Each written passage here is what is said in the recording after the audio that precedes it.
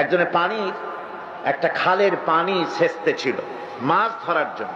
খালটা উত্তর এবং দক্ষিণ দিকে প্রবাহিত। উত্তর দিকের পানি বালতি ভরে ভরে দক্ষিণ দিকে ফেলতেছিল মাছ ধরার আশায়।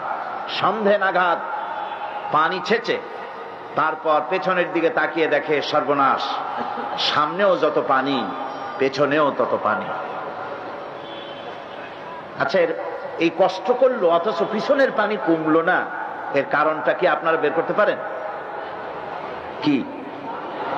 বাদ দেয় নাই, বাদ দেয় নাই, মাঝখানে বাদ দেয় নাই বলে সারাদিনের পরিশ্রম পণ্ডশ্রমে পরিণত হয়েছে, ঠিক কিনা? সুতরাং আমরা আমাদের জীবনে যদি আদর্শিক বাদ না দেই, ঈমানকে পোক্তা করার আমল করার বাদ সৃষ্টি যদি না করি, তাফসীরের মাহফিলে আনাকুম জানাকুম জানাকুম আনাকুম এভাবেই চলবে, পণ্ডশ্রম হবে, আমরা বলে যাব আপনারা শুনে যাবেন, ফায়দা হবে না। ফায়দা হওয়ার জন্য, কল্যাণ হওয়ার জন্য কোরআনে কারীমের বক্তব্যগুলি শুনতে হবে। আমাদের ব্যর্থতা কোথায়, সফলতা কোথায়, লাভ কোথায়, ক্ষতি কোথায়, সে কথা আল্লাহ আমাকে শোনাচ্ছেন। পড়েন আমার সাথে গতকালের মতো। আউযু বিল্লাহি মিনাশ শাইতানির রাজীম। বিসমিল্লাহির রাহমানির রাহিম। ওয়াল আসরি ইন্নাল ইনসানা লাফি খুসর। এই সূরাটা আপনারা জানেন কিনা?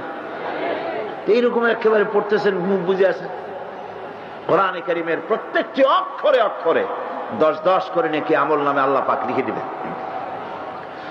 ওয়াল আসরি ইন্নাল ইনসানা লাফি খুসর ইল্লাল্লাযীনা আমানু ওয়া আমিলুস সালিহাতি ওয়া তাওয়াসাউ বিল হাক্কি ওয়া তাওয়াসাউ বিস সাবর। সাদাকাল্লাহুল আযীম। আল্লাহ পাক ঘোষণা করেছেন, আল্লাহ কসম করেছেন, গতকালে কথাগুলি আমি বলেছি, গোটা বিশ্বের সমগ্র মানব গোষ্ঠীর জীবন কি ক্ষতিগ্রস্ত, মনে নাই? জীবন কি ক্ষতিগ্রস্ত, ব্যর্থ।